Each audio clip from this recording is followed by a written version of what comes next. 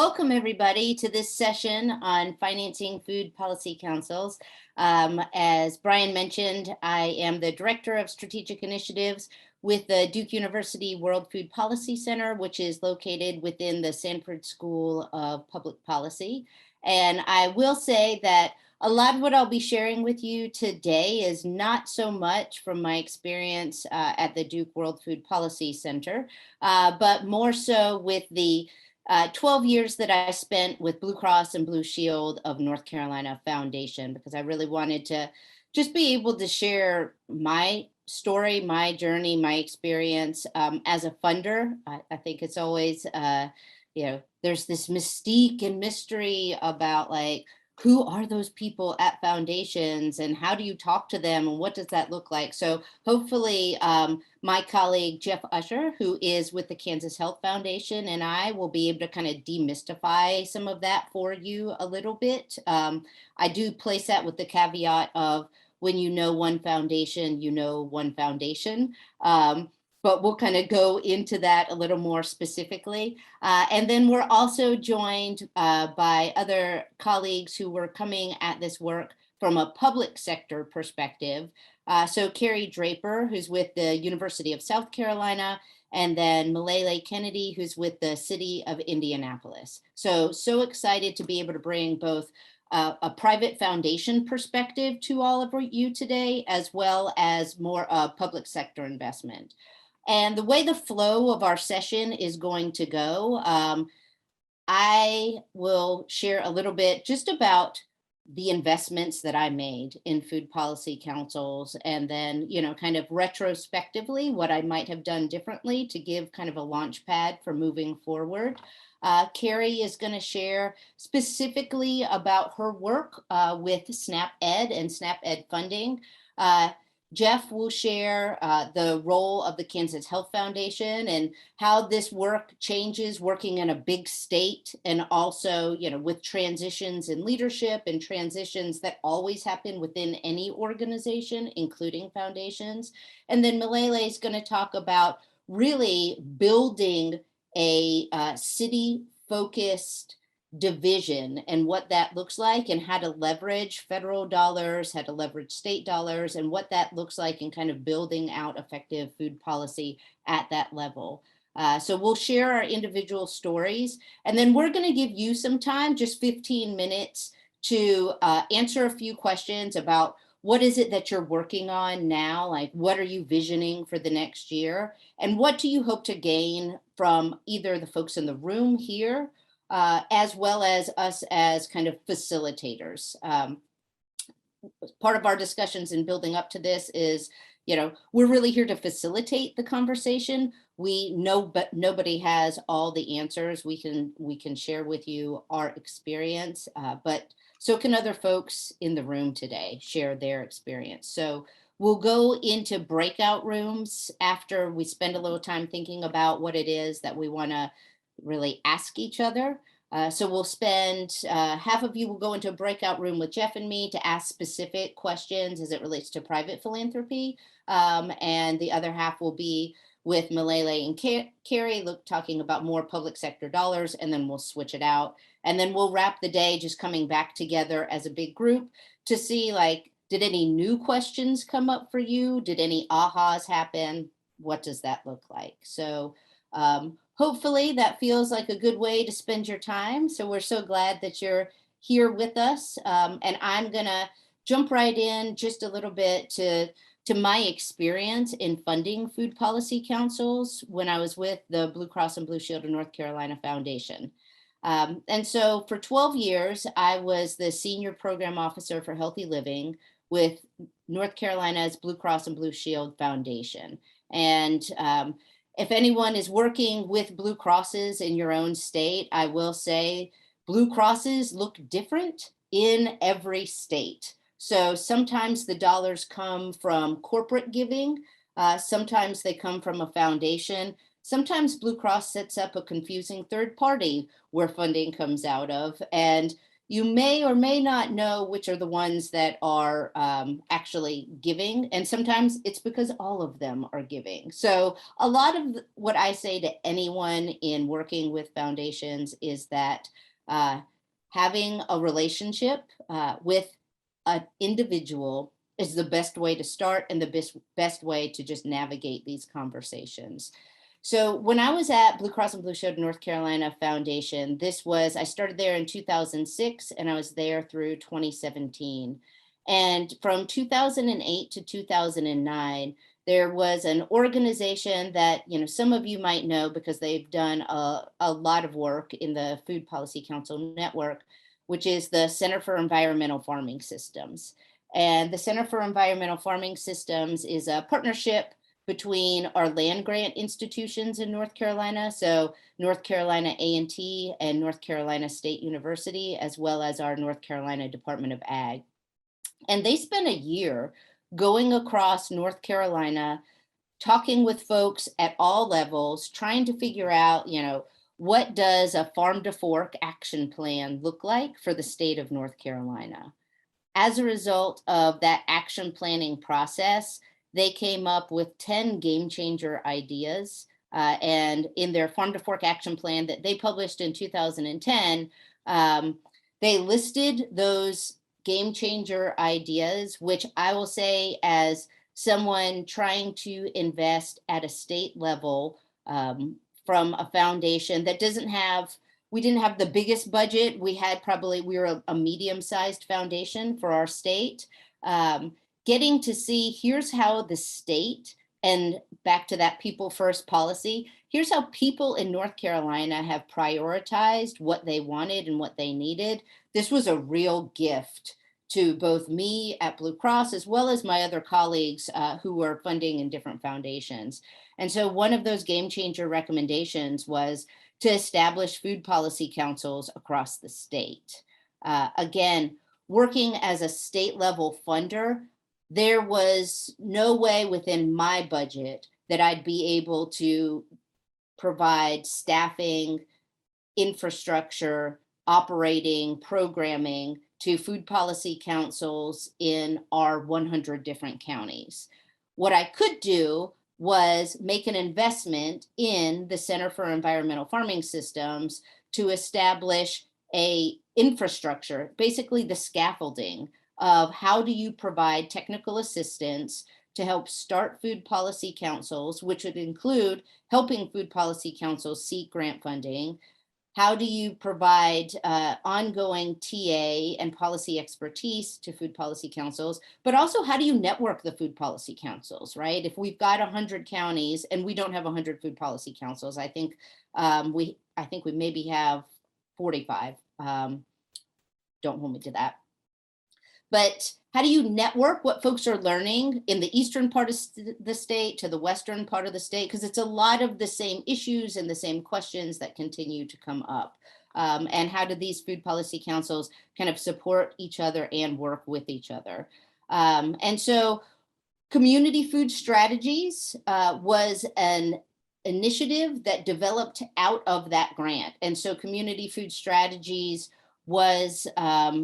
is housed within the Center for Environmental Farming Systems and also brings in other organizations across the state to kind of leverage everyone's kind of magic skills and expertise to bring that forth to food policy councils. I will say, as we think about, what might I have done differently? I did not make that investment with any kind of racial equity lens. And so we have been since 2010 really trying to backfill what that looks like, which has also meant that we've created majority white spaces and that center whiteness and center white institutions, and trying to back out of that and recreate something that centers BIPOC communities and community organizations is, if we could have done that differently from the start, that's exactly where I would have invested from the start. I did not have that analysis in 2010. So that's something I would do differently moving forward. And I'm glad to share more in the breakout groups, nuances, conversations, and particularly more about what it means to build a relationship with a funder. But I'd like to turn it over to Carrie to talk a little bit about her work with SNAP-Ed. Thanks, Jen, and it's so nice to be here this afternoon with everyone. I do have some slides that I'm going to share just to keep me on track, but I am a senior research associate in the Arnold School of Public Health at the University of South Carolina, and I've been there for a little over 10 years doing a wide range of evaluation, research, and community capacity building projects around food insecurity, obesity prevention, food policy, local food systems, and so forth. And so I have been a part of the State Food Policy Council for a little over 6 years now. The State Food Policy Council here started in 2004 out of our State Department of Agriculture, and the kind of mission, purpose, staff capacity, other capacity to out of the State Council has really ebbed and flowed a lot over those years.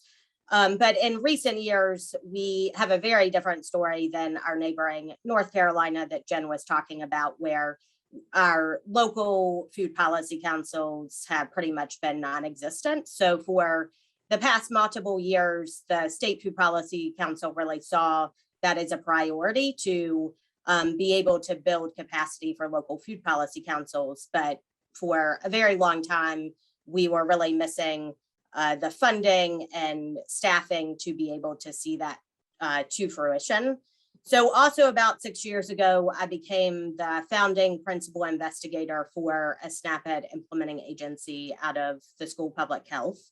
And so a lot of my story around this is how I was able to leverage some of these federal dollars to then help build capacity for local food policy councils. So for those who might not be very familiar, SNAP-Ed is a federal food and nutrition service USDA program that ultimately aims to ensure that people who are eligible for SNAP or other federal benefits are able to meet federal dietary guidelines and physical activity guidelines while recognizing that most of those people are living on a budget.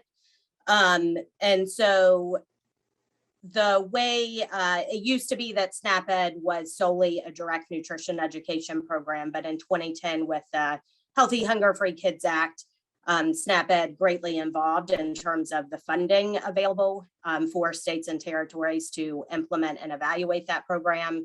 And it also greatly changed the implementation model. So now the model is more of a robust community obesity prevention program rooted in the social ecological model. So the way that translates to the on-the-ground programming is the ideal model for SNAP-Ed is to still have the direct nutrition education, but to couple that with working with a wide range of partners to change policy systems and environments to make healthy eating and physical activity more accessible and equitable, as well as to have a social marketing component.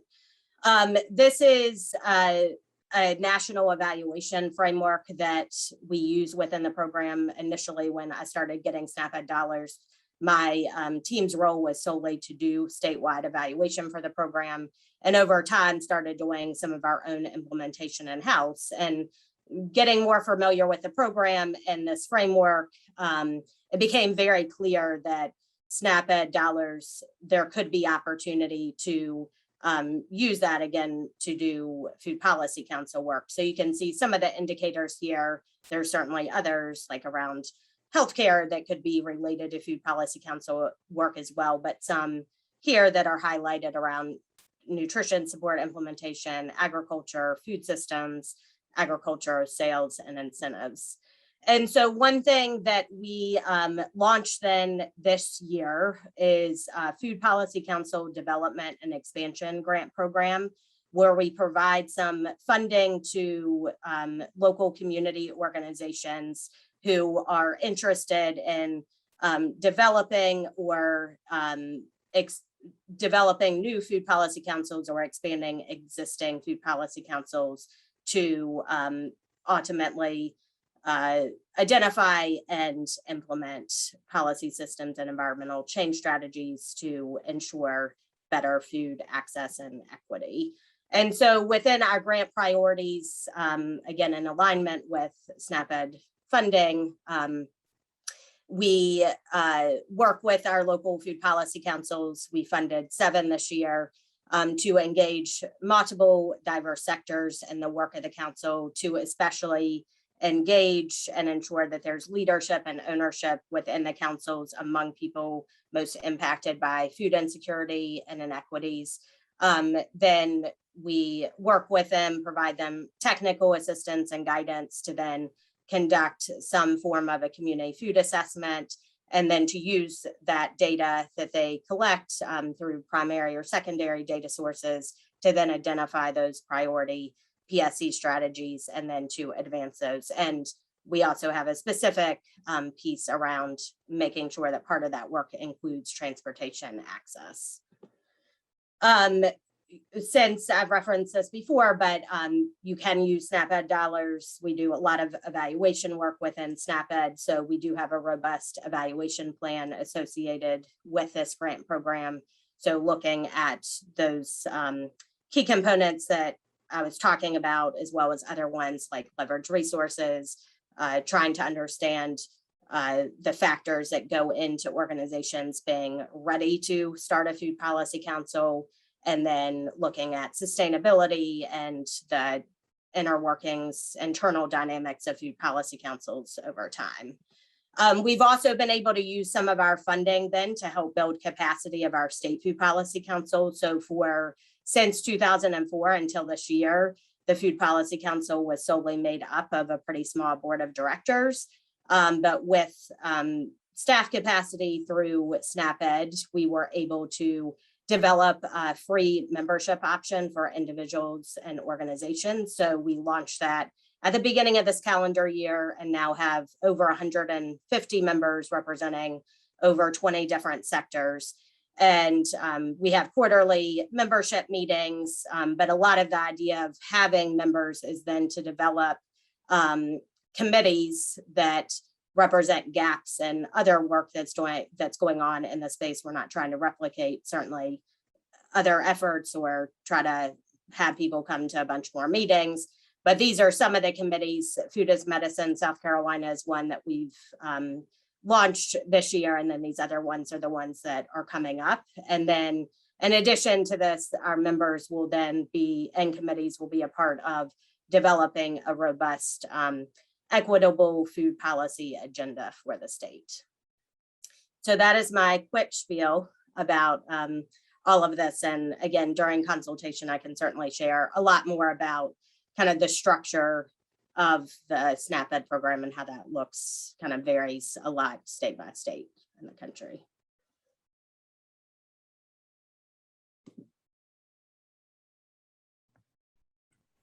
Thanks, Jen. And now I think it's my turn. Hello, everybody. Thanks for having me. I'm Jeff Usher. I'm with the Kansas Health Foundation. We're located in the land taken by the Kiowa Nation in Wichita, Kansas. The Kansas Health Foundation is a conversion foundation that started in 1985, and our mission is to improve the health of all Kansans. And one of the areas we focus on is healthy behaviors. And so we've been investing in health access and consumption of healthy food for a number of years.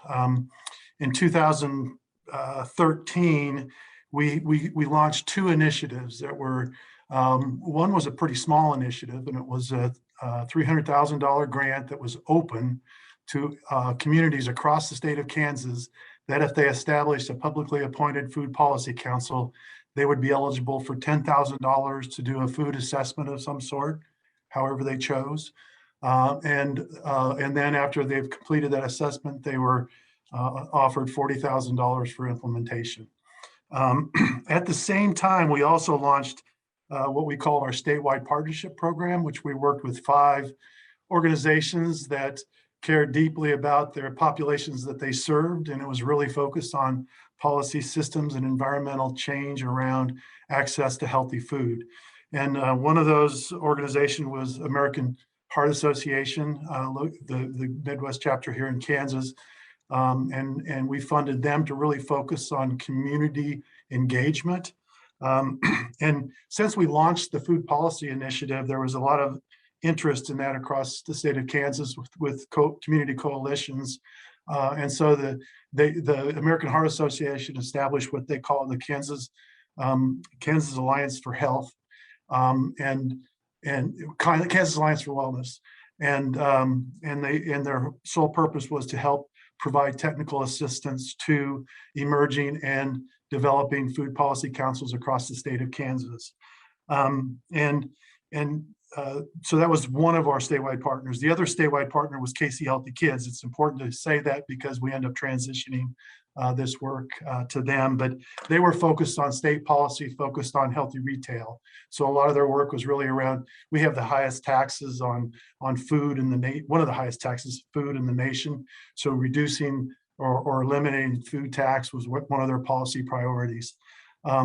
We ended up continuing to, that was a 3-year program, the statewide partnership, the food policy RFP, which we call request for proposals, was open until we spent the money, basically. And that was spent probably after about 4 years. And then after the end of the first round, 3 years through at the end of 2015 and 2016, we funded 4 of the same statewide partners around the food access work that they were doing, including the American Heart Association that was working with food policy councils, as well as KC Healthy Kids. And we funded them for another 3 years. So once the funding ran out in 2019, we transitioned the work of the working with the food policy councils with the Kansas Alliance for Wellness to KC Healthy Kids, who was also really interested in building more focus on policy at the local level. And that's currently open. That started in 2019, and they're continuing to provide technical assistance and support to food policy councils in Kansas. Back when we started the Food Policy Council initiative in 2013, there was one Food Policy Council in Kansas. As a result of our funding through American Heart Association and the RFP, I might add that the second round of funding we provided to the American Heart Association for Kansas Alliance for Wellness also provided dollars that could be regranted to food policy councils. So we provided funding for food policy councils both in 2013 and then beginning in 2016. And then we saw, as a result of that, we saw a great deal of interest, and we currently have 30 food policy councils across the state of Kansas that serve 43 counties in Kansas. There's 105 counties in Kansas. So, and then we reach about 76% of the population. And I might add, there's here in Wichita, which doesn't have one, it's not one of those communities. We hope to have a food policy council established by the end of this year. If not, it'll be, and so that population will certainly increase as far as those numbers served here in Kansas. So that's kind of our funding that we're at now, and we continue. And I might add the Kansas Alliance for Wellness, which now KC Healthy Kids is supporting. They don't have dollars to re-grant. They're primarily providing technical assistance, really networking those food policy councils, which, by the way, right now they're convening all the food policy councils as we speak. It was supposed to piggyback off of this particular conference, but of course, when we went virtual, it stole that time period here this afternoon. So, but anyway, so some of the challenges that we've found in supporting food policy councils is really, or the lessons learned we found out is that asking for providing funding does incentivize food policy councils. I might add, we haven't had, since we've quit providing resources directly to them, we haven't seen the growth in food policy councils as we would like to. But it continues to be, because there's other support in Kansas. I won't go into that. Maybe in the breakout session, we can talk a little bit about that. But we have some other funders that are interested in and continue to support food policy councils. So that's continued to provide some interest in Kansas. But the other lessons learned was, so funding, I think, is critical. Another lesson learned, I think, is we, as Jen mentioned, when we launched ours, we did not put an equity lens on our work. So when we look at those serving, again, we're mostly white-led food policy councils in Kansas. And the other challenge that we continue to have, not in all cases, but in many of the cases, and I think it's related to funding in a way, and the amount of resources, human resources that can go to help coordinate the councils at the local level. We still see a lack of diligent focus on policy. And then, of course, as I'd mentioned, funding always comes up as a barrier for the work that they're doing. Some of what I would do differently, I actually was in the session yesterday on investing in equitable food systems and economic justice. And one of the things I thought of is it would be great, and maybe in the future, because we are in a leadership transition, so we're not sure what our funding for this type of work will be until we go through a strategic planning process. But if we were to do it again, the notion of shared gifting that would help provide funds in a shared way across the network of food policy councils would be something I listened to yesterday from the Maine.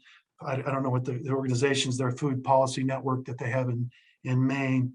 And then the other thing would be develop incentives around including folks with lived experiences around food insecurity on those. And that might be by providing, through some other grant processes, providing stipends or other ways that we might incentivize food policy councils to bring in those voices that typically are experiencing food inequities. With that, I'll pass it on. Thank you, Jeff. I'm Milele Kennedy. I am the Director of Community Nutrition and Food Policy for the City of Indianapolis. And our story is very similar to the foundation of, a lot of food policy councils. If you look at the timeline, it seems like we have this kind of really big movement between 2012 and 2014 around food policy councils. And Indianapolis was very similar to that, with the Indy Food Council being established in 2014. Indianapolis was at the time just very much trying to embrace some of the cultural changes that were happening within the food system in Indianapolis. Like so many cities of our size, Indianapolis is 860,000 in population. We are a consolidated city-county system, and that gives us an additional 100,000. So, we were looking at a population of, now we have 960,000 residents. And how do we meet the needs within the food system for our residents? We originally took a very collective approach, collective impact, looking at how can we gather around these issues, and very quickly realized that where our food council lived, which was within our LISC, our local support corporation, was not the place where our food council could stay. And so in 2018, we were able to start a strategic planning process that really moved forward a lot of the needs of our community.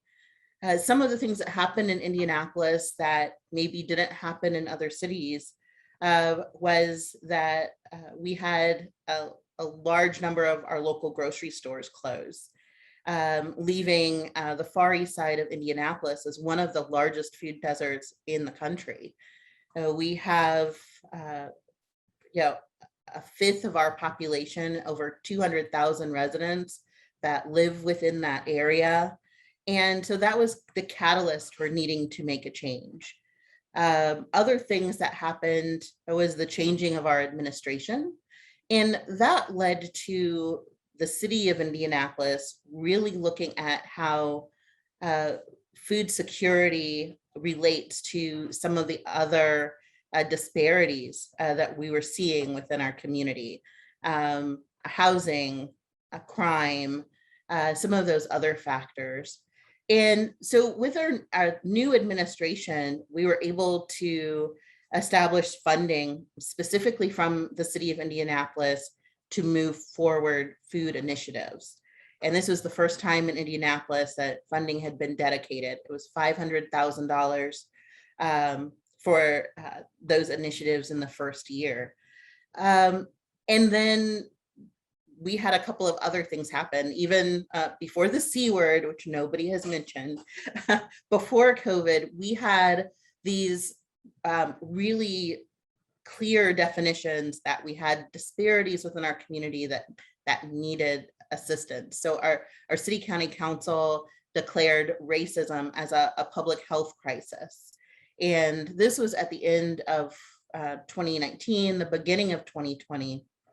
But because of the work that had happened within the city, both within our food policy council, at a community level, and then at our governmental level, we had a robust network in place by 2020, which allowed us to be able to work with not just the city and our CARES Act funding, but our philanthropic funding as well, to be able to address the needs within our city with a collective focus. So with philanthropic funding and CARES Act funding, that gave us a total of over $12 million in economic relief to our communities within and those within the food system that needed support.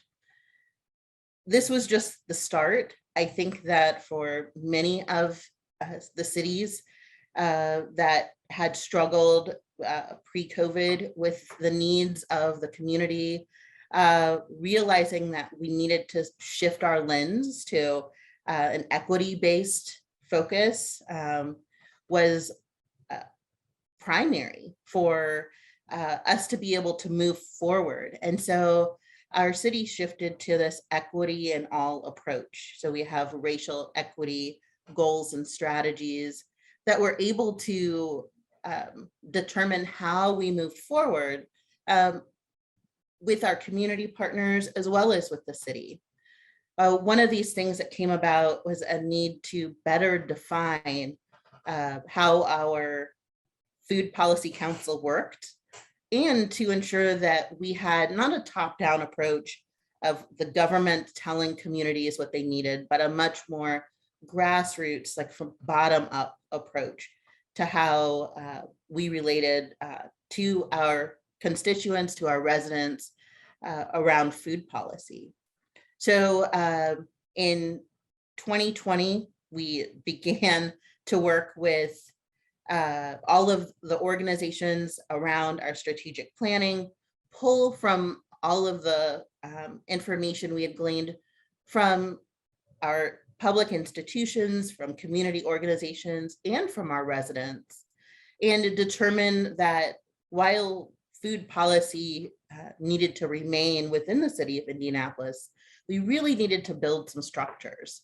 One of the things that I will talk more about when we're in session is how we were able to establish our Food Policy Council as an actual entity within the city with its own governing body, how we were able to provide the Division of Community Nutrition, which really focused on what the city's role in food should be and in food security should be, and then how we were able to connect our community to our city county councilors, and how that gave a conduit through our Food Advisory Commission for us to be able to have a ready flow of information from our residents to our top leaders.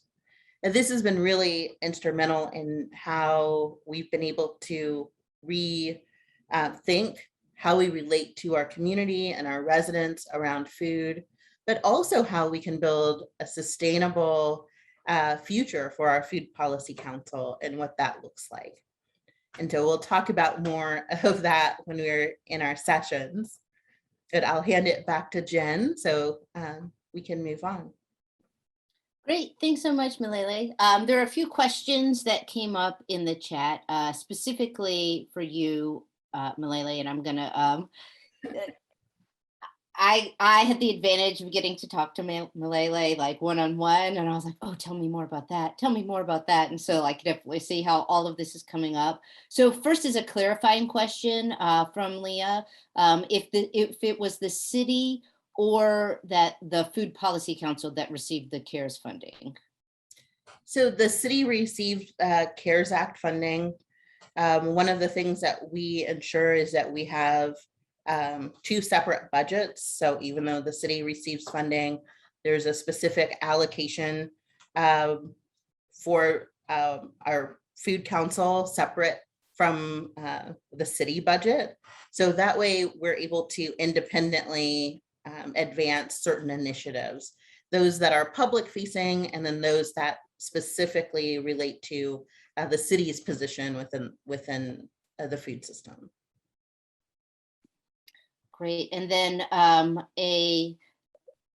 another question also for you, Milele, talking about the declaration of racism as a public health crisis, and on the California Food Policy Council, speaking to the fact that 2 of 3 counties Board of Supervisors have made that declaration, and then just curious about how you leverage that declaration in your work. The city county council making that declaration actually was very instrumental in giving the city kind of the go-ahead, right? The green light to look at things through this racial equity lens.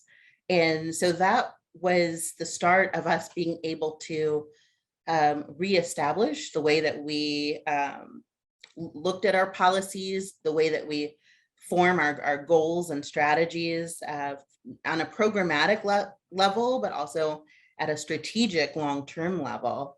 The Food Policy Council was established through ordinance. So we wrote an ordinance that specifically outlined where the Food Policy Council would sit, and this is our Community Food Access Coalition, and gave it very specific parameters and entitlements, separate from our Division of Community Nutrition, which resides in our Office of Public Health and Safety. So that ordinance was vital in establishing this foundation now that we have within our city to be able to build on as we plan strategically for our long-term food security of our city.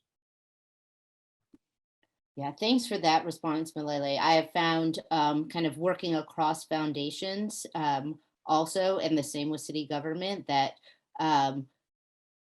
you can enter some conversations where you can't even start naming racism as the driver of the inequities that exist. And then, you know, when it is actively stated that you can, that allows so much different bandwidth and trajectory of conversation. So I appreciate you naming that. We'll do one more question that's in the chat, and this one is for Jeff. And then we'll go into, we'll spend some time doing some individual work, but we'll kind of be able to answer some other questions in the chat while we're doing individual work. And then we'll go into some of our breakout rooms. So Jeff, I don't know if you already saw this question in the chat to you, but it says, Ken was asking, it seems like food policy councils inherently play 2 roles that can complement or conflict with each other. on the one hand, serving as a council fire where people can bring concerns and work may be coordinated. But that second role is to advocate for policy. And just curious from your perspective, how you judge the best blend of those two priorities. That's interesting, because one of the things, I mean, it's related to some of the work that Milele might be doing because of their relationship with the city.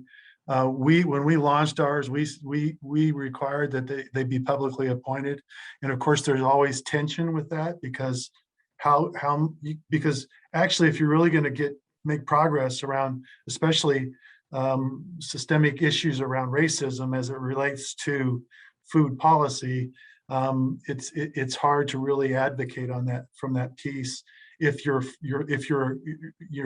actually answering to a body that is publicly elected. And so, as you know, so in hindsight, actually, that may be one of the mistakes that we made, is in requiring it to be publicly appointed. But the other thing that I think is, as funders, and one of the things we're doing, because I think we struggle with this because similarly, the notion of having it publicly appointed can be very beneficial in moving policy at the local level because you establish relationship with policymakers. At the same time, you need, I think, externally, the ability to push. And so one of the things we're doing here at the foundation is we're looking at trying to fund power building at the local level, really more advocacy organizations that would actually advocate on behalf of policy that might be systemically racist policies. Historically in Kansas, obviously, that can actually continue to push, but at the same time work with those local food policy councils. I don't know if that answered the question, but I do think about that quite a bit. Yeah, thank you so much first for the question and for that comprehensive response, Jeff. And Milele and Carrie, just curious, if anything, were there any kind of common themes that came up in the questions folks were asking you guys?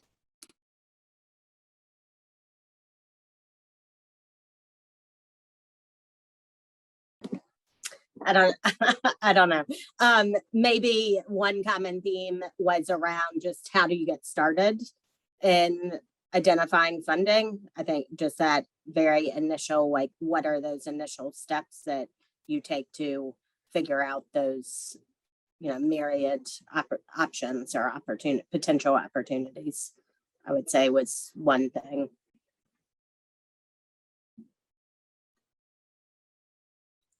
I think one And of I think, sorry, Milele. I think another was just some really phenomenal, experiences, especially with local government examples of funding for this type of work.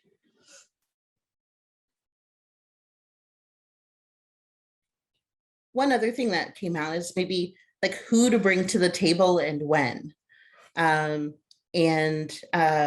So that was something that came across through both of our groups is like, who are the best partners to have and how do you engage them at each level?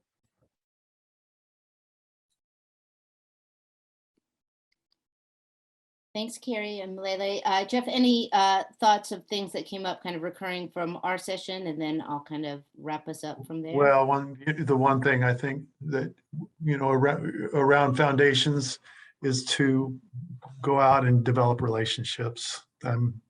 That's what it's going to be all about.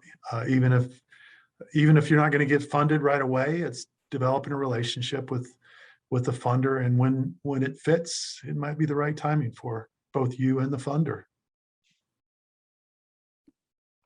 Yeah, and I'll just, I can't emphasize relationship enough. And then also, this is about food policy councils, but it's also about racial equity. And what does it mean to create a different structure and a different process that doesn't center whiteness and doesn't center predominantly white institutions.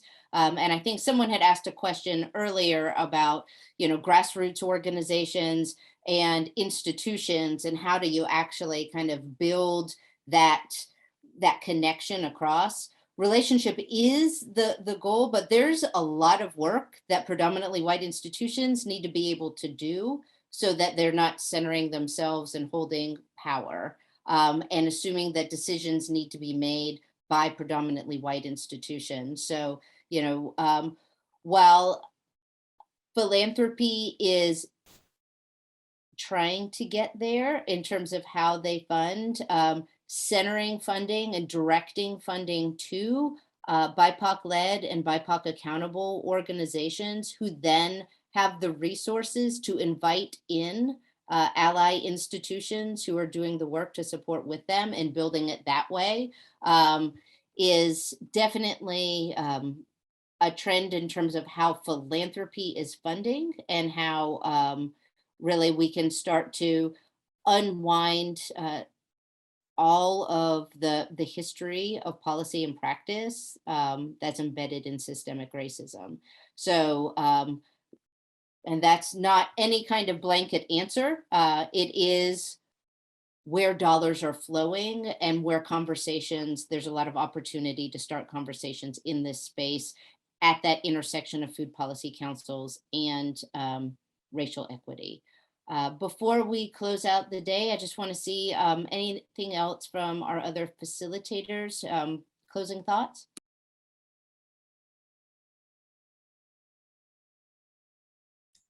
It was a really great and vibrant discussion in both of our groups. So I think I took a lot of notes. I think I was learning as well. So it was great to have everyone here. Yeah, I just thank everyone. We'll give you 2 whole minutes back in your day, but thank you for being here. And the innovation does happen on the ground. Everything that you are doing needs to be happening, connecting back out to institutions and definitely to philanthropy. So thank you for your hard work and for your interest in, doing this work every single day. So thanks for being with us. And thanks, Carrie, Milele, and Jeff.